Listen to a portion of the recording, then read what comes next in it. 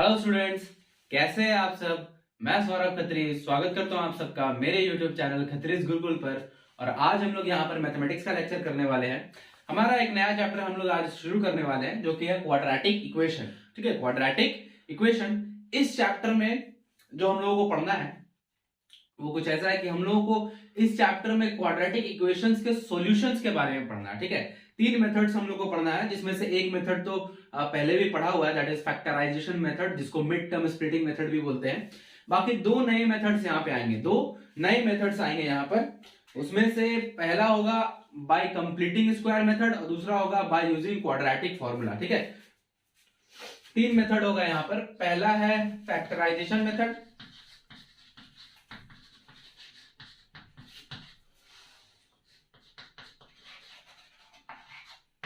दूसरा है bye completing square method,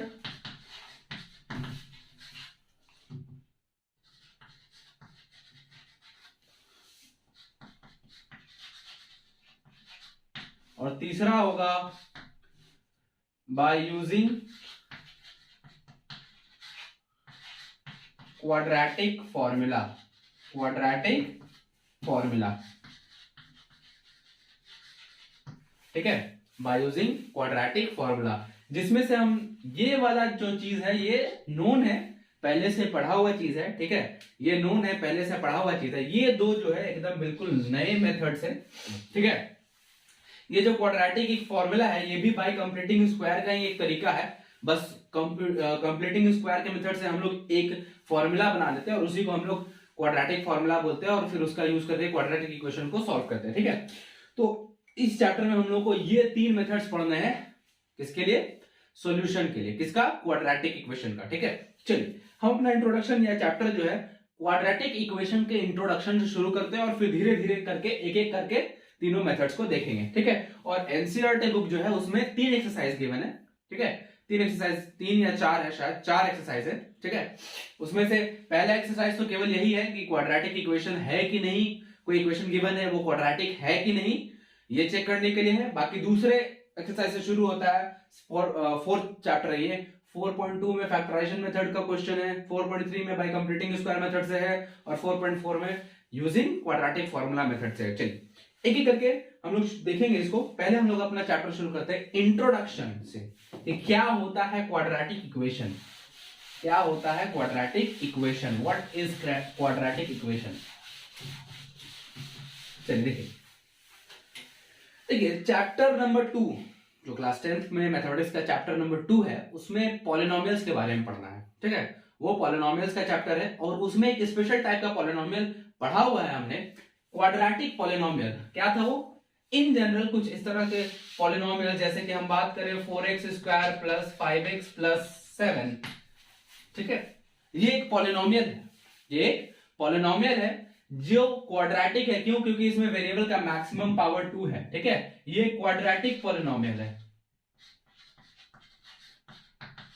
quadratic polynomial है। इक्वेशन भी कुछ ऐसा ही होता है, बस पॉलिनोमियल और इक्वेशन में थोड़ा सा फर्क होता है। क्या फर्क होता है कि ये अभी तक पॉलिनोमियल है, लेकिन जैसे ही हम इसको 0 से इक्वेट कर दिए, जैसे ही हम इसको 0 से इक्वेट कर दिए, अब ये पॉलिनोमियल न रह करके बन जाएगा इक्वेशन। ये क्या बन जाएगा? Quadratic equation. ठीक है, जैसे ही हम इसको 0 से इक्वेट कर देंगे, ये क्वाड्रेटिक पॉलिनोमियल अब नहीं है, क्वाड्रेटिक इक्वेशन हो गया। ठीक है, तो क्वाड्रेटिक पॉलिनोमियल और इक्वेशन सेम चीज होता है, बट फर्क एक चीज का है कि क्वाड्रेटिक पॉलिनोमियल किसी चीज की इक्वल नहीं होता है, वो केवल एक अलजेब्रिक एक्सप्रेशन होता है। और जब उस अलजेब्रिक एक्सप्रेशन को हम 0 से इक्वेट कर देते हैं तब वो क्वाड्रेटिक इक्वेशन बन जाता है, तब वो क्वाड्रेटिक इक्वेशन बन जाता है। ठीक है, चलिए तो अब बात करते हैं हम लोग जरा general form of quadratic equation. General form of quadratic equation पे थोड़ा बात करते हैं।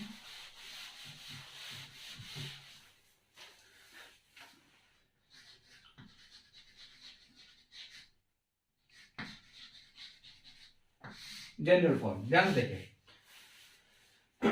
कोई भी क्वाड्रेटिक इक्वेशन का जो जनरल फॉर्म होता है वो होता है ax² + bx + c = 0। ठीक है, एक एक करके ध्यान समझना है। कैसे?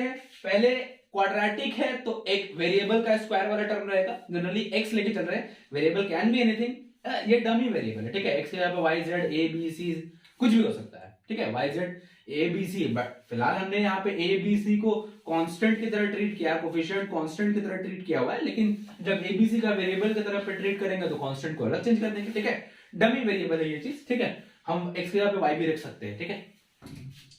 तो ये फॉर्म होता है, सबसे पहले क्या, क्वाड्रेटिक है तो वेरिएबल का पावर 2 वाला टर्म होगा, फिर एक करके पावर घटेगा, फिर एक लीनियर टर्म होगा, और इसके साथ कोई वेरिएबल नहीं है, ऐसा नहीं है, इसके साथ भी वेरिएबल है, बट उसका पावर क्या है, 0 है, उसका पावर क्या है, 0 है, जिसकी वजह से उसका वैल्यू 1 हो जा रहा है, इसलिए उसको लिखने की जरूरत नहीं है, हमें उसको लिखने की जरूरत नहीं, ठीक है। तो this is the general form of a quadratic equation, जहां पर कंडीशन ये है where a should not be equal to 0, a 0 के इक्वल नहीं होना चाहिए, क्यों नहीं होना चाहिए, अगर a 0 हो जाएगा तो क्या दिक्कत आएगी, देखिए a अगर 0 हो गया, अगर ये 0 हो गया तो ये पूरा टर्म हट जाएगा, केवल बचेगा हमारे पास bx plus c equal to 0, और अब ये इक्वेशन है बट क्वाड्रेटिक नहीं है, क्योंकि अब वेरिएबल का जो पावर है वो 1 हो गया, मैक्सिमम पावर क्या हो गया, 1 हो गया, क्वाड्रेटिक वाला टर्म हट गया, तो अब ये इक्वेशन है बट क्वाड्रेटिक नहीं, बल्कि एक लीनियर इक्वेशन बन जाएगा, ठीक है, बल्कि एक लीनियर इक्वेशन बन जाएगा। तो ये कंडीशन ध्यान रखना है कि जनरल फॉर्म किसी भी क्वाड्रेटिक इक्वेशन का होता है ax square plus bx plus c, जहां पर a का वैल्यू 0 नहीं होना चाहिए, a का वैल्यू 0 नहीं होना चाहिए, ठीक है। एक और बात ध्यान रखना है कि जो भी वेरिएबल्स के पावर्स हैं, that can not be negative. ये इक्वेशन की एक बेसिक थ्योरी है कि इक्वेशन में या फिर पॉलिनोमियल में अगर हम बात कर ले तो वेरिएबल का पावर नेगेटिव या फ्रैक्शन में नहीं हो सकता है, ठीक है। हम जैसे कि अगर कोई एग्जांपल ले, सपोज ऐसा कुछ 3x square plus 2x root x ले लेते हैं, ठीक है, प्लस 1 इक्वल्स टू 0। अब अगर हम ये पूछे कि क्या ये वाला इक्वेशन जो लिखा है ये क्वाड्रेटिक इक्वेशन है, तो नहीं है, क्यों नहीं है, भले ही इसमें x का पावर 2 वाला टर्म आ रहा है, क्वाड्रेटिक वाला टर्म आ रहा है, बट ये इक्वेशन नहीं हो सकता, क्योंकि यहां पर जो वेरिएबल है उसका पावर क्या है, फ्रैक्शन में है, रूट x मतलब x का पावर हाफ हो गया, ये फ्रैक्शन में है, इस वजह से ये इक्वेशन नहीं हो सकता है। तो ध्यान में रखना है, दो बातें ध्यान में रखनी है हमको। पहली बात, क्वाड्रेटिक इक्वेशन होने के लिए जनरल फॉर्म है ax square plus bx plus c, जहां पर a 0 नहीं होना चाहिए, अगर वो 0 हो गया तो क्वाड्रेटिक टर्म हट जाएगा, जिससे इक्वेशन क्वाड्रेटिक ना होकर के लीनियर बन जाएगा, ठीक है। दूसरी बात ये रखना है कि इक्वेशन की बेसिक थ्योरी है कि वेरिएबल का पावर फ्रैक्शन में या नेगेटिव नहीं होना चाहिए, ठीक है, फ्रैक्शन में या नेगेटिव इस तरह का भी फॉर्म नहीं होना चाहिए,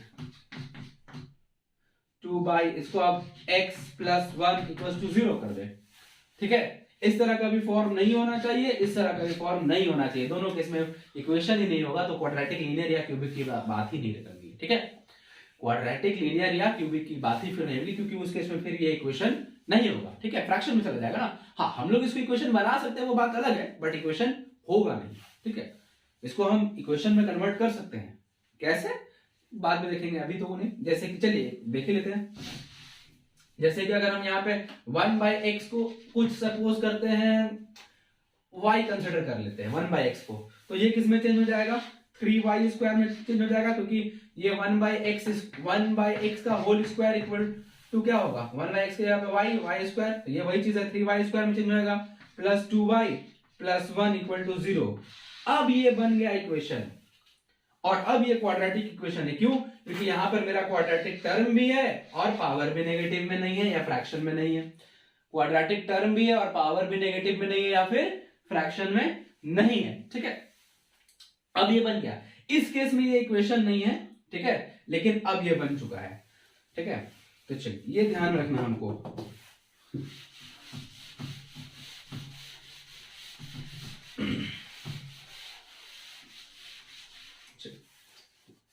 ये ध्यान रखना हमको।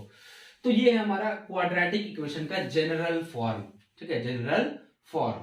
अब देखिए इसको सॉल्व करने का जो फर्स्ट मेथड है, ठीक है, सॉल्यूशन ऑफ क्वाड्रेटिक इक्वेशन पे अगर हम बात करते हैं,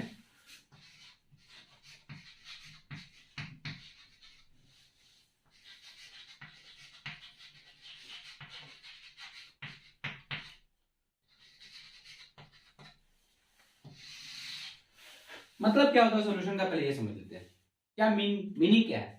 सॉल्यूशन ऑफ क्वाड्रेटिक इक्वेशन से हम क्या फाइंड करना चाहते हैं। देखिए कोई भी इक्वेशन का ये बेसिक थ्योरी है कि उस इक्वेशन में वेरिएबल का जो मैक्सिमम पावर होगा उतने नंबर ऑफ सॉल्यूशंस पॉसिबल है उसके, ठीक है।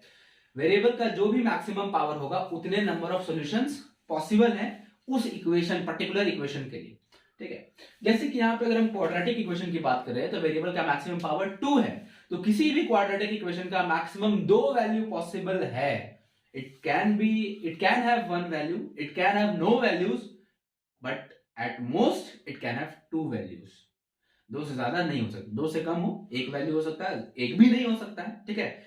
एक वैल्यू मतलब एक सॉल्यूशन हो सकता है, एक भी सॉल्यूशन नहीं हो सकता है, लेकिन मैक्सिमम 2 ही होगा, उससे ज्यादा नहीं होगा क्वाड्रेटिक के लिए, ठीक है। या किसी भी इक्वेशन के लिए अगर पावर 3 है मैक्सिमम, तो उसके मैक्सिमम 3 वैल्यूज हो सकते हैं, सॉल्यूशंस हो सकते हैं। 2 होने का 2 भी हो सकता है, 1 भी हो सकता है, 1 भी नहीं हो सकता। अगर किसी इक्वेशन में वेरिएबल का मैक्सिमम पावर 5 है तो उसका मैक्सिमम 5 सॉल्यूशन पॉसिबल है। 4 भी हो सकता है, 3 भी हो सकता है, 2 भी हो सकता है और 1 भी हो सकता है, या होने का नहीं भी हो सकता है। बट ध्यान ये रखना है कि किसी भी इक्वेशन में वेरिएबल का जो मैक्सिमम पावर है उतने नंबर ऑफ सॉल्यूशंस उसके पॉसिबल होंगे। तो यहां पर भी अगर हम क्वाड्रेटिक की बात कर रहे हैं तो 2 सॉल्यूशंस इसके मैक्सिमम पॉसिबल होंगे। इस चीज को ध्यान रखना है कि any equation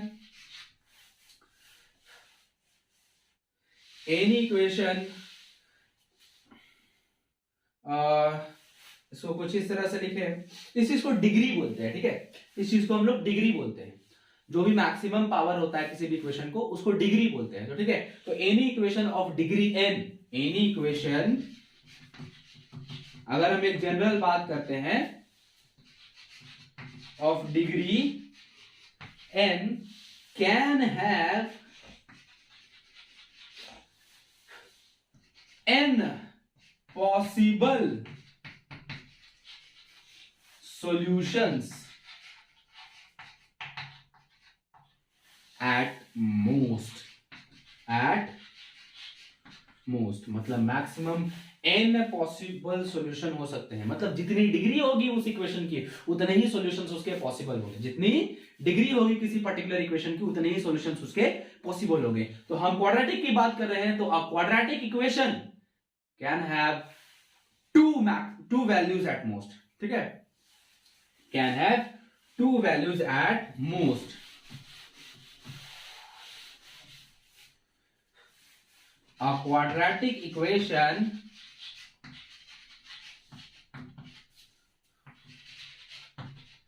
can have maximum 2 solutions.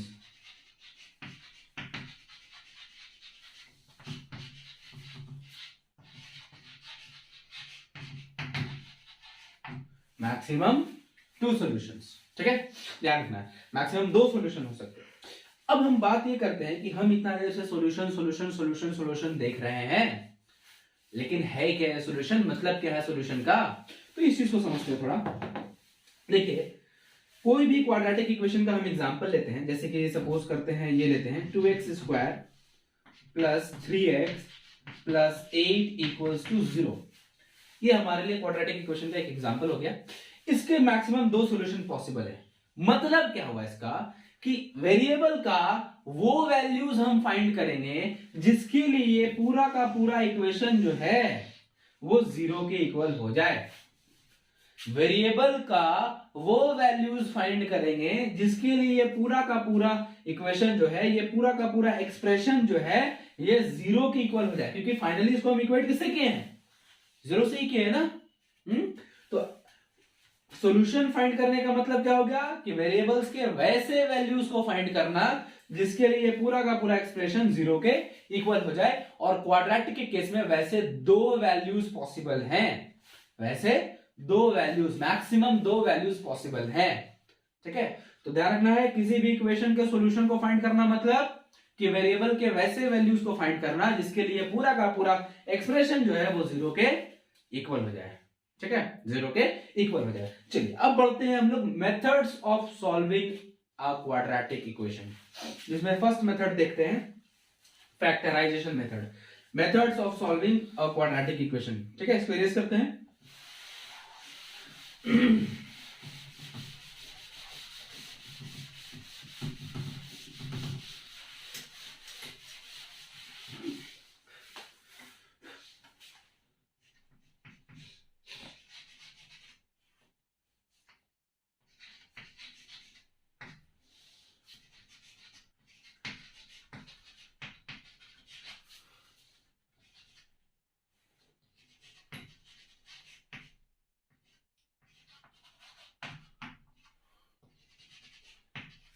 चलिए अभी फर्स्ट मेथड हम लोग शुरू करते हैं, एक एक करके देखेंगे।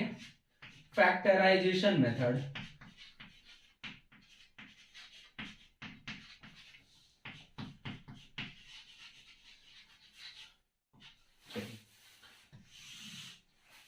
एग्जाम्पल लेकर के हम लोग समझेंगे किस तरह से फैक्टराइजेशन मेथड से हम लोग किसी भी क्वाड्रेटिक इक्वेशन का सॉल्यूशंस फाइंड कर सकते हैं। एक बात ध्यान रखना है, चलिए पहले उस बात को, एक एग्जांपल को पहले देख के समझ लेते हैं, उसके बाद उस बात को करते हैं हम लोग। सपोज एक एग्जांपल लेते हैं हम लोग, एक्स स्क्वायर प्लस 7x, एक मिनट, plus 21 equal to 0। X square plus 7x plus 12, sorry 21 नहीं, 12 इक्वल्स टू 0। चलिए ये हमारे लिए क्वेश्चन हो गया। अब इसका सॉल्यूशन हमको फाइंड करना है with the help of factorisation method, with the help of factorisation method. एक मिनट, चलिए देखिए कैसे करेंगे। इसके लिए मिड टर्म स्प्लिटिंग मेथड जो क्लास 8 में पहली बार पढ़े थे, उसके बाद 9th में भी पढ़े, 10th में भी पॉलिनोमियल वाले चैप्टर में भी पढ़े, और फिर से वही चीज करना है। क्या करना है, फर्स्ट एंड लास्ट टर्म का प्रोडक्ट निकाल लेना है। फर्स्ट टर्म क्या है, एक्स स्क्वायर, लास्ट टर्म क्या है, प्लस 12, प्रोडक्ट क्या हो जाएगा, 12x स्क्वायर। ठीक है, अब इस प्रोडक्ट को हमको ध्यान में रखना है, इस प्रोडक्ट को ध्यान में रखना है। अब बीच वाले टर्म को कुछ इस तरह से स्प्लिट करना है, स्प्लिट करना मतलब तोड़ना है, कि उसको अगर हम मल्टीप्लाई, जो भी दो टर्म्स में, ठीक है, दो टर्म्स में हमको स्प्लिट करना है, दो से ज्यादा नहीं, दो टर्म्स में स्प्लिट करना है, कि उन दोनों को मल्टीप्लाई करने पर इतना ही आना चाहिए जो फर्स्ट और लास्ट का प्रोडक्ट है, और ऐड करने पे वापस से वही चीज आना चाहिए जो है यहां पर, जो है यहां पर। कहने का मतलब क्या है, देखिए अगर हम इसको कुछ इस तरह से लिख ले, एक्स स्क्वायर प्लस 7x को अगर हम 4x प्लस 3x लिखे, और फिर ये प्लस 12 इक्वल टू 0 रहने दे, तो देखिए हमने किन दो टर्म्स में डिवाइड किया, 4x प्लस 3x, मल्टीप्लाई करते हैं, 4x into 3x, 4 3 12, x into X, X square, same आया, सेम आया। ऐड करते हैं 7x, सेम आ रहा है, हाँ सेम आ रहा है, आ रहा ना। तो इस तरह से हमको स्प्लिट करना है।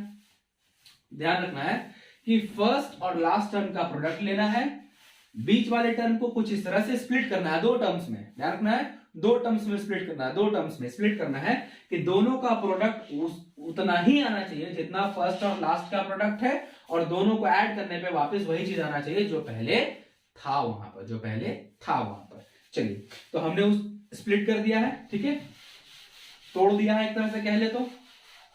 अब आगे देखते हैं आगे का प्रोसेस। अब इसके बाद देखिए, इसके बाद देखिए अब हम लोग ग्रुपिंग बनाएंगे। देखिए कैसे, इन दोनों का एक कर लेते हैं और इन दोनों का एक ग्रुप बना लेते हैं।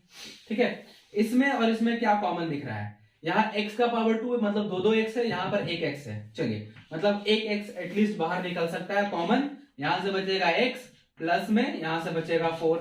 ऑलराइट, अब इन दोनों में कॉमन देखते हैं, यहां पर x है बट यहां पे नहीं है, तो x तो बाहर निकलने वाला नहीं है, 3 है यहां पर, और ये 12 है, और 12 भी 3 इंटू 4 के फॉर्म में लिखा जा सकता है। तो मतलब यहां से 3 कॉमन निकलने वाला है, प्लस तो है पहले से, 3 कॉमन निकल गया, यहां से बचेगा x, प्लस में 4 इक्वल टू 0, प्लस में 4 इक्वल टू 0। फर्दर मोर अगेन देखिएगा, तो ये एक टर्म हो गया, ये दूसरा टर्म हो गया, और दोनों में अगेन ये x प्लस 4 और x प्लस 4 कॉमन है, तो अगेन हम x प्लस 4 को कॉमन लेंगे, और यहां से फिर बचेगा x, और यहां से फिर बचेगा प्लस में 3 इक्वल टू 0 हो जाएगा, इक्वल टू 0 हो जाएगा। अब हमको दो फैक्टर्स मिल गए, फैक्टराइजेशन मेथड समझ में आ रहा है, हा? दो फैक्टर्स मिल गए इस इक्वेशन के, इस क्वाड्रेटिक इक्वेशन के दो फैक्टर्स हमको मिल गए। यही तक मेन काम होता है, इसके बाद बहुत आसान काम है, इसके बाद बहुत आसान काम है। देखिए अब यहां पर एक और चीज समझना है, ये दोनों का प्रोडक्ट 0 के इक्वल आ रहा है, ठीक है, ये दोनों का प्रोडक्ट 0 के इक्वल आ रहा है। अगर हम ध्यान से समझे इस चीज को, क्या है इसका मतलब, देखिए अगर हम दो नंबर्स को मल्टीप्लाई करें, उसमें अगर फर्स्ट नंबर 0 है, दूसरा नंबर कोई भी नॉन जीरो नंबर है a, तब भी प्रोडक्ट 0 होगा। अगर फर्स्ट नंबर नॉन जीरो है, दूसरा नंबर 0 है, तब भी प्रोडक्ट 0 होगा। ठीक है, चलिए यहां b लिख देते हैं। और अगर दोनों के दोनों 0 के इक्वल हैं, तब भी प्रोडक्ट 0 होगा। तो ये तीन चीजें हैं, या तो फर्स्ट नंबर 0 हो, दूसरा नॉन जीरो हो, तब भी प्रोडक्ट 0। अगर फर्स्ट नॉन जीरो है, दूसरा 0 है, तब भी प्रोडक्ट 0। और अगर दोनों के दोनों 0 है, तब भी प्रोडक्ट 0। बट इस केस में ये दोनों तो कोई फाइनाइट नंबर नहीं है ना, अभी तो हमको वेरिएबल का वैल्यू ना है, यहाँ पर वेरिएबल है, वो वैल्यू तो पता नहीं है कि ये 0 है कि ये 0 है, क्योंकि प्रोडक्ट तो दोनों का 0 के इक्वल आ रहा है, प्रोडक्ट दोनों का 0 के इक्वल आ रहा है। अब हमको ये बात नहीं पता है कि इन दोनों में 0 कौन सा वाला है, ये वाला टर्म 0 है कि ये वाला टर्म 0 है, या दोनों के दोनों 0 है। तो हम ऐसे केस में क्या करते हैं, इस तरह से लिखते हैं, हम क्या करते हैं, x+4 को भी 0 से इक्वेट करते हैं और x+3 को भी 0 से इक्वेट करते हैं, और बीच में लिख देते हैं और, बीच में क्या लिख देते हैं और, मतलब क्या हुआ कि x+4 = 0 और x+3 = 0। मीन्स या तो ये वाला टर्म 0 है या तो ये वाला टर्म 0 है, क्योंकि हम एंड नहीं लिख सकते, क्योंकि एंड लिख देंगे तो हम स्पेसिफिकली केवल इस केस के बारे में बात कर रहे हैं, जबकि ये दोनों केस भी सही है। अगर दो नंबर्स का प्रोडक्ट 0 आ रहा है तो वो दोनों केस भी 0 सही है ना। अगर हम एंड लिख देंगे तो केवल हम इसके बारे में बात करेंगे, हम ये कह देंगे कि हाँ ये दोनों एकदम दोनों के दोनों ही 0 के इक्वल है, जिसके बारे में हमको पता नहीं है, जिसके बारे में हमको पता नहीं है। तो ऐसे में हम क्या करते हैं कि बीच में और लगा देते हैं, जिससे कि हम ये कहना चाह रहे हैं कि या तो फर्स्ट टर्म या फिर सेकंड टर्म 0 के इक्वल है और दोनों का प्रोडक्ट फिर 0 के इक्वल आएगा। चलिए इसके बाद का क्या है प्रोसेस,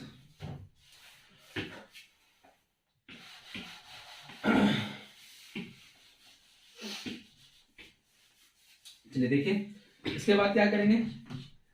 अब ये 0 यहां से x का वैल्यू मिलेगा -4 और x का वैल्यू यहां से मिलेगा -3।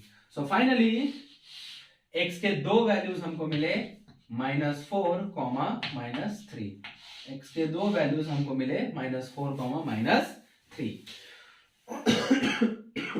और अगर हम इसको x के इन दोनों वैल्यूज को इसमें पुट करके देखेंगे इस इक्वेशन में, दोनों के दोनों 0 के इक्वल आएंगे। चेक कर लेते हैं कैसे।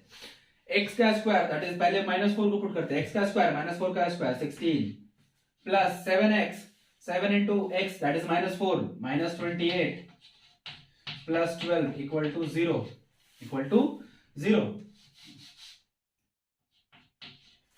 चलिए 16 प्लस 12 28 प्लस माइनस -28 0 आगे इक्वल, आगे इक्वल।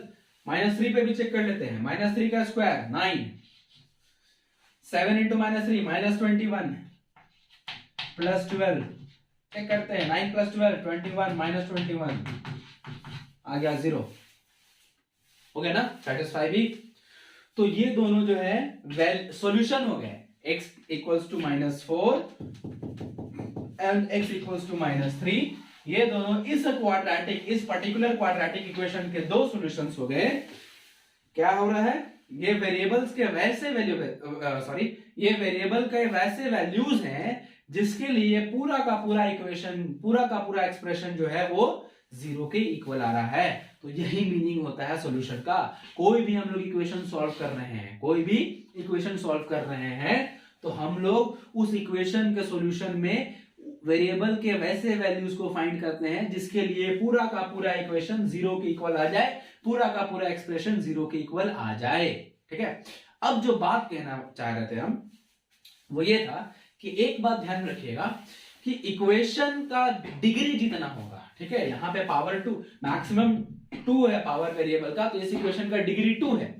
ठीक है, ये क्वाड्रेटिक है, डिग्री 2 है, तो इक्वेशन का डिग्री जितना होगा उसके उतने सॉल्यूशन पॉसिबल हैं और उसके उतने फैक्टर्स भी पॉसिबल है, उसके उतने फैक्टर्स भी पॉसिबल है। अगर ये जैसे कि ये इक्वेशन डिग्री 2 वाला था तो दो फैक्टर्स हमको मिले, x+4 और x+3, x+4 और x+3।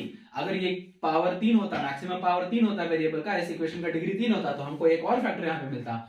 4 होगा डिग्री तो 4 फैक्टर्स मिलेंगे, 5 होगा डिग्री तो 5 फैक्टर्स मिलेंगे। अगर लीनियर इक्वेशन है तो केवल एक फैक्टर ही होगा, एक फैक्टर ही होगा। ठीक है, तो ध्यान रखना है। और इस तरह से हम लोग फैक्टराइजेशन मेथड का यूज करके किसी भी क्वाड्रेटिक इक्वेशन को सॉल्व करते हैं।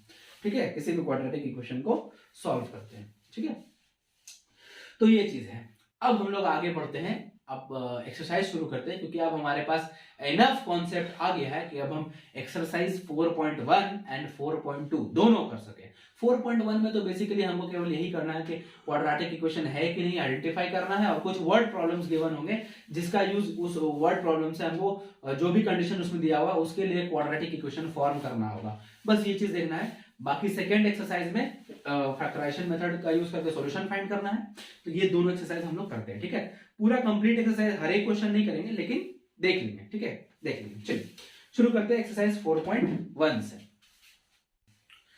तो चलिए 4.1 एक्सरसाइज में देखिए पहला ही क्वेश्चन क्या लिखा है, check whether the following are quadratic equations. Check whether the following are quadratic equation. तो 8 क्वेश्चन इसमें दिए हुए, हमको चेक करके बताना है कि कौन कौन सा इक्वेशन जो है क्वाड्रेटिक है और कौन सा नहीं है। ठीक है, तो पहला ही क्वेश्चन से एकदम बेसिक सा है, पहला ही क्वेश्चन है, फर्स्ट का फर्स्ट। इससे हम लोग शुरू करते हैं। क्वेश्चन क्या लिखा है, x+1 whole square is equals to 2 into x - 3। Question ये लिखा हुआ है और हमको चेक करके बताना है कि ये क्वाड्रेटिक है कि नहीं है। ठीक है, क्वाड्रेटिक है कि नहीं है। चलिए देखते हैं। x+1 होल स्क्वायर क्या होगा, x² + 2x + 1 यही होगा। a² + 2ab + b² के फॉर्म में हम देखें तो दिस विल बिकम 2x - 6। चलिए हमको क्या स्टैंडर्ड फॉर्म में लाने की कोशिश करना है, इस फॉर्म में x² + bx + c = 0 इस फॉर्म में लाने की कोशिश करना है। इस फॉर्म में अगर आ गया इक्वेशन तो है क्वाड्रेटिक, अगर नहीं आया तो नहीं है। तो चलिए इस सब को इधर ले आते हैं। x² + 2x, ये 2x इधर माइनस में आएगा, +1 ये 6 इधर प्लस में आएगा, इक्वल्स टू 0। ये 2x प्लस माइनस कैंसिल हो गया, x² + 7 = 0। ठीक है, देखिए इस फॉर्म में आ रहा है कैसे, x² प्लस, भले लीनियर पावर ऑफ x वाला टर्म नहीं है तो क्या हम इसको 0 × x नहीं लिख सकते हैं, +7 = 0। हमने जो जनरल फॉर्म देखा उसमें हमने क्लियरली देखा कि x² का कोफिशिएंट 0 नहीं होना चाहिए। बाकी इधर कुछ भी हो जाए कोई फर्क नहीं पड़ता है, कोई फर्क नहीं पड़ता, बट x² का कोफिशिएंट 0 नहीं होना चाहिए। तो ये इस फॉर्म में लिखा जा रहा है। ठीक है, सो सिंस, ठीक है, the given equation can be written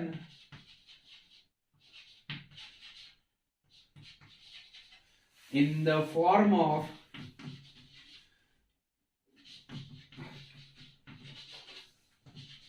x² + bx + c = 0, therefore it is a quadratic equation। It is a quadratic equation। ठीक है, it is a quadratic equation. तो इस तरह से हमको पहले उसको इस फॉर्म में लाने की कोशिश करना है। देखिए इस फॉर्म में अगर जो क्वाड्रेटिक नहीं होगा वो इस फॉर्म में कैसे आएगा, वो नहीं आएगा। लेकिन हमको क्या करना है, ध्यान रखना है कि एक तरफ सारा टर्म को एक तरफ कर देना है, दूसरा तरफ खाली 0 रहना चाहिए। ठीक है, LHS में सारा x y कांस्टेंट टर्म जो भी है सब LHS में ले आना है, RHS में हमको 0 रखना है, और फाइनली पूरी तरह से सिंप्लीफाई करना है। जब फाइनली सिंप्लीफिकेशन उसका हो जाए तब इससे मिला के देखना है कि क्या इस फॉर्म में आ रहा है कि नहीं। अगर आ रहा है तो क्वाड्रेटिक है, और नहीं आ रहा है तो क्वाड्रेटिक नहीं है। ठीक है, आ रहा है तो है, नहीं आ रहा है तो नहीं है। चलिए एक दो क्वेश्चन और इसी का देख लेते हैं। ठीक है, एक क्वेश्चन वो लेते हैं जो क्वाड्रेटिक नहीं है, जिसमें जो इक्वेशन गिवन है वो क्वाड्रेटिक नहीं है। चलिए आगे देखते हैं। चलिए इसी का थर्ड क्वेश्चन देखते हैं हम लोग। फर्स्ट का थर्ड क्या लिखा है, x - 2 × x + 1 equal to x - 1 × x + 3। ठीक है, ये क्वेश्चन लिखा हुआ है। चलिए इसको भी सिंप्लीफाई पहले कर लेते हैं। इसको मल्टीप्लाई करेंगे तो x × x, x² x × +1 x minus two into X minus two X minus two into plus one minus two equal to X into X X square X into three X sorry three X minus one into X minus one into plus three minus three. चलिए सबको इधर ले आते हैं। X square, ये X square भी इधर minus में आएगा, एक्स स्क्वायर प्लस ये हो जाएगा माइनस एक्स और ये होगा प्लस में टू एक्स, इधर आएगा माइनस में टू एक्स, ये होगा माइनस में टू, ये इधर आएगा प्लस में थ्री इक्वल टू जीरो। ये आ गया, ठीक है। X square plus minus cancel, minus X minus two X minus three X minus two plus three plus one equal to zero. देखिए क्वाड्रेटिक वाला टर्म ही नहीं है, क्वाड्रेटिक वाला टर्म ही नहीं है। ध्यान रखना है कि यहां पर इस इक्वेशन का जो डिग्री आ रहा है वो वन आ रहा है, लीनियर इक्वेशन ही है, क्वाड्रेटिक नहीं है। तो लिखेंगे since the given equation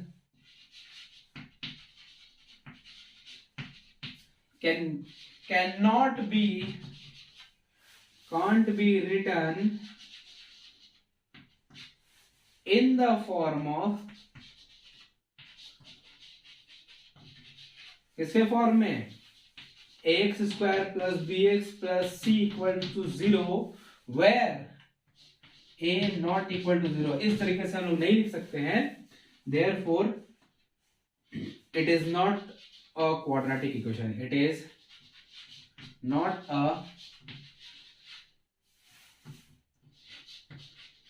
quadratic equation, it is not a quadratic equation। तो इस तरह से हमको सिंप्लीफाई करना है और देखना है। देखिए अब किसी के मन में तो ये भी सवाल आ रहा होगा कि इसको हम इस तरीके से कैसे नहीं लिख सकते हैं, लिख सकते हैं ना, zero into X square minus three X plus one equals to zero. लिख तो सकते हैं, आ तो गया एक जगह पे जीरो, जो कि नहीं होना है। क्वाड्रेटिक के लिए कंडीशन क्या है कि a जीरो नहीं होना चाहिए, एक्स स्क्वायर का कोफिशिएंट जीरो नहीं होना चाहिए, जो कि यहाँ पे है। तो ये क्वाड्रेटिक इक्वेशन नहीं होगा, क्वाड्रेटिक इक्वेशन नहीं होगा, ठीक है। तो इस चीज को ध्यान में रखना है। चलिए ये एक और क्वेश्चन हो गया, एक और लेते हैं, थोड़ा एक और लेते हैं। देखिए आगे एक और लेते हैं। चलिए इसी का नंबर 8 देखते हैं। इसमें पावर 3 वाला दिया हुआ है, ठीक है, और इसको चेक करके बताना है कि ये क्वाड्रेटिक है कि नहीं। x का power 3 minus four x square minus x plus one equal to X minus two whole cube, X minus two whole cube. अब बहुत सारा लोग यहीं पे सोच लिया कि नहीं भाई क्वाड्रेटिक नहीं है, क्योंकि यहीं पे पावर 3 वाला टर्म आ गया है, क्वाड्रेटिक नहीं होगा। लेकिन है कि नहीं ये तो चेक कर लेते हैं, लेकिन बिना सिंप्लीफाई किए हमको नहीं जज करना, उसको बिना सिंप्लीफाई किए जज नहीं करना है कि वो क्वाड्रेटिक है कि नहीं है। पहले सिंप्लीफाई कर लेते हैं। चलिए इधर तो वैसे ही रह जाएगा, x cube minus four x square minus x plus one equal to, इसको a माइनस बी के होल क्यूब पे तोड़ देते हैं, क्या होगा, a cube x cube minus B cube two का cube 8 minus 3a square b 3a square that is x square into 2 3 into 2 6 x square और प्लस में 3ab स्क्वायर, तो 3 इंटू a की जगह पे x और b स्क्वायर दैट इज 2 का square 4 4 into 3 12 और x हो गया ये चीज। अब सबको एक तरफ कर लेते हैं, ये एक्स क्यूब ये भी इधर आएगा माइनस में एक्स क्यूब, ये माइनस में 4x स्क्वायर, ये प्लस में आएगा 6x स्क्वायर, ये माइनस में x, ये माइनस में आएगा 12x, ये प्लस में 1 और ये प्लस में आएगा 8 इक्वल्स टू 0। ये आ गया। चलिए plus minus X cube cancel हो गया, क्या बन गया, minus 4x square plus 6x square 2x square minus x minus 12x minus 13x plus 9 equals to 0, plus 9 equals to 0 हो गया क्वाड्रेटिक। तो बस वही लिखना है, since the given equation can be written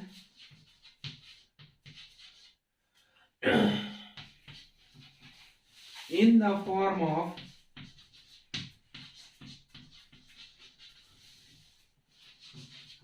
ax square plus bx plus c equals to 0, ध्यान रखना है, where a not equals to 0, therefore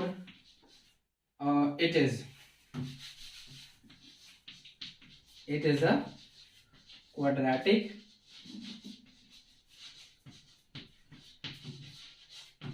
equation. It is a quadratic equation. ठीक है, तो इस तरह से हमको चेक करना है, सिंप्लीफाई कर लेना है फाइनली, और उसके बाद देखना है कि वो क्वाड्रेटिक हो रहा है कि नहीं। ax square plus bx plus c equals to 0 where a is not equal to 0, इस फॉर्म में आ रहा है कि नहीं, अगर आ रहा है तो क्वाड्रेटिक है, और नहीं आ रहा तो क्वाड्रेटिक नहीं है। चलिए अब इस एक्सरसाइज के क्वेश्चन नंबर 2 में आते हैं। इस एक्सरसाइज के क्वेश्चन नंबर 2 में आते हैं, जिसमें क्या है, वर्ड प्रॉब्लम्स दिए हुए हैं और उनमें जो कंडीशन दिया हुआ है उसके लिए हमको एक क्वाड्रेटिक इक्वेशन बनाना है। चलिए आगे देखते हैं। चलिए देखिए सेकंड का फर्स्ट क्या बोलता है, सेकंड का फर्स्ट क्या बोल रहा है, लिख रहा है the area of a rectangular plot is 528 metre square. क्या दिया हुआ है, एरिया किसका, of rectangular plot,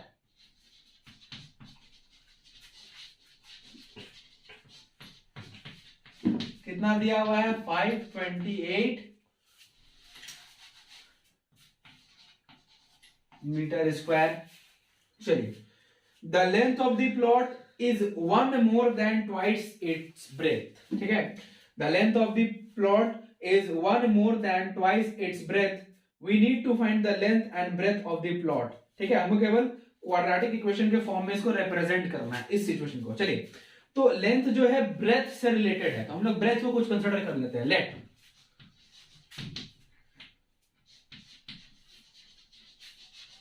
breadth of the plot, rectangular plot is x metre, x है तो therefore लेंथ कितना हो जाएगा, क्या बोला है क्वेश्चन में कि लेंथ क्या है, 1 more than twice its breadth, मतलब उसके ब्रेथ का डबल से एक ज्यादा, इतना मीटर रहेगा उसका लेंथ। तो हमको लेंथ मिल गया, ब्रेथ मिल गया, अब एरिया निकाल देंगे। तो area now area equal to क्या होगा, रेक्टेंगुलर प्लॉट है तो length into breadth, length into breadth. Area कितना गिवन है, 528, लेंथ है 2x प्लस 1 और ब्रेथ है x। चलिए सिंप्लीफाई कर देते हैं, 2x into X, 2x square plus 1 into X plus x equal to 528 equal to 2x square plus x minus 528 equals 0। तो आ गया क्वाड्रेटिक इक्वेशन के फॉर्म में, आ गया क्वाड्रेटिक इक्वेशन के फॉर्म में। तो इस तरह से ऐसे क्वेश्चंस को सॉल्व करना। चलिए इसी का सेकंड देखते हैं फट से। चलिए इसका सेकंड नंबर क्या बोल रहा है, देखिए क्वेश्चन में, the product of to consecutive positive integer is 306। The product of two consecutive positive integer is 306. We need to find the integers. ठीक है, टू consecutive positive integer के बारे में बात कर रहा है, तो उसमें से पहला को कंसिडर करते हैं, let first positive integer be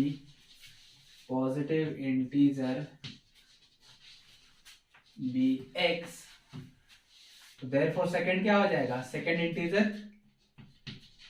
consecutive है तो जस्ट इसके बाद बोला दैट इज x प्लस 1, और अकॉर्डिंग टू क्वेश्चन क्या बोला है, दोनों का प्रोडक्ट कितना है, प्रोडक्ट कितना बोल रहा है 306 के इक्वल।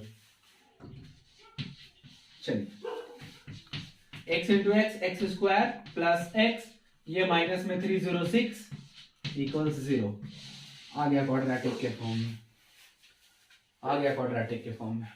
ठीक है, बहुत आसान सा है। इसी का थर्ड देख लेते हैं फट से। चलिए देखिए थर्ड क्या बोल रहा है, देखता है Rohan's mother is 26 year older than him. Rohan की माँ जो है उससे 26 साल बड़ी है। The product of their edges 3 years from now will be 360। अभी से 3 साल के बाद उनके एजेस का जो प्रोडक्ट होगा वो 360 के इक्वल होगा। तो रोहन का प्रेजेंट एज फाइंड करना है, तो उसके लिए हमको एक क्वाड्रेटिक इक्वेशन बनाना है। तो रोहन का एज फाइंड करना है, तो रोहन की एज को ही कंसिडर करेंगे। Late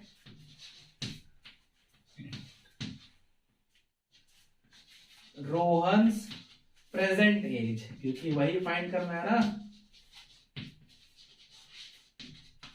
x years।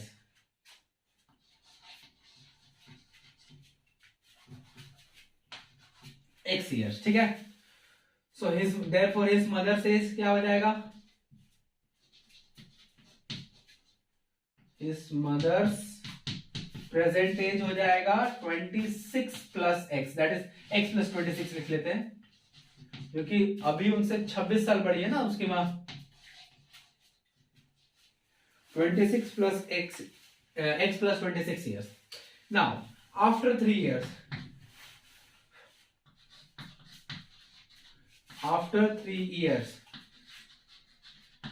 Rohan's age,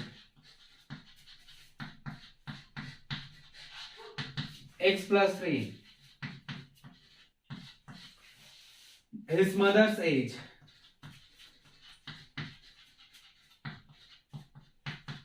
x plus 29, ठीक है ना, 3 और ऐड कर देंगे 29 years।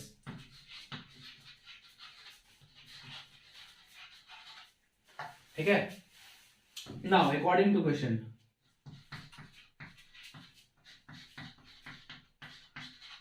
क्या बोल रहा है, 3 साल बाद जो दोनों के एजेस का प्रोडक्ट होगा वो किसके इक्वल होगा, 360 के इक्वल। 3 साल बाद रोहन का एज x प्लस 3, उसकी माँ का एज x प्लस 29, किसके प्रोडक्ट किसके इक्वल होगा, 360 हो गया। सिंप्लीफाई कर लेते हैं, x into X X square 3x plus x into 29x plus 3 into 29 plus में 87 इक्वल्स टू 360। चलिए final simplification, x square plus 3x plus 29x 32x 87, ये इधर आएगा माइनस में 360, सब्ट्रैक्ट कर देंगे 273 इक्वल्स टू 0। आ गया answer, X square plus 32x plus minus 273 equals to 0। ठीक है, तो यही करना है हमको, केवल क्वाड्रेटिक इक्वेशन के फॉर्म में रिप्रेजेंट करना है। चलिए इसका लास्ट देख लेते हैं, फोर्थ नंबर। चलिए इसका देखिए फोर्थ नंबर क्या बोल रहा है, लिखता है अ train travels a distance of 480 kilometre at a uniform speed. Train का स्पीड चेंज नहीं कर रहा है, वो यूनिफॉर्म स्पीड से मूव कर रहा है। टोटल डिस्टेंस कवर कर रहा है 480 किलोमीटर। टोटल डिस्टेंस कितना गिवन है,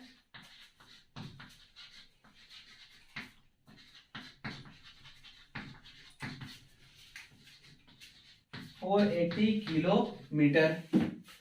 आगे देखिए क्या लिखता है, if the speed had been 8 kilometre per hour less, अगर स्पीड 8 किलोमीटर पर आवर कम होता तो it would have taken 3 hours more to cover the same distance. We need to find the speed of train. Speed find करना है train का, ठीक है, train का क्या फाइंड करना है, स्पीड फाइंड करना है, तो उसी को कंसीडर कर लेंगे।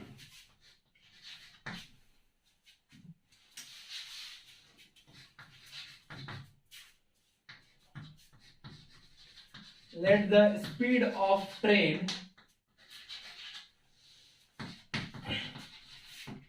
equals to x kilometre per our, x kilometre per our, ठीक है, x किलोमीटर पर आवर।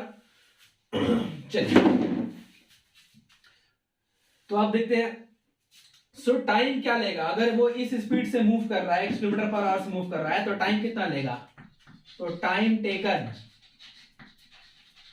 ठीक है, t1 इसको लिख लेते हैं, टाइम होगा distance by speed 480 by x hours, 480 by x hours. Now if its speed is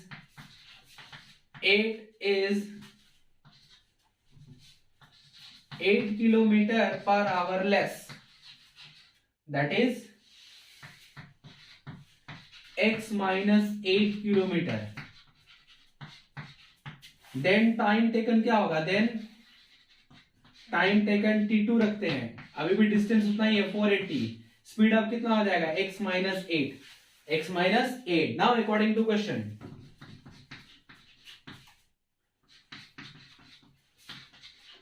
क्या बोल रहा है कि अगर उसका speed x 8 kilometre per hour कम होगा तो उसको 3 घंटा ज्यादा लगेगा, 3 घंटा ज्यादा लगेगा। मतलब इस केस में जो टाइम है ये इस टाइम से 3 घंटा ज्यादा है, मतलब 480/x से ज्यादा है ये। कितना? 3 घंटा। तो इसमें +3 कर देते इधर,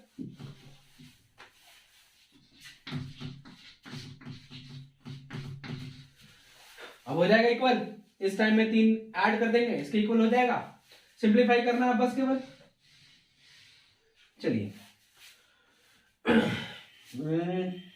पहले तो इधर एलसीएम लेके काम करते हैं। 480 + 3x/x equals to 480/x - 8। Cross multiply करते हैं, ये इससे। चलिए 480x + 3x²। अब 8 से मल्टीप्लाई करेंगे, माइनस में 3840 हो गया ना, +24x, सॉरी -24x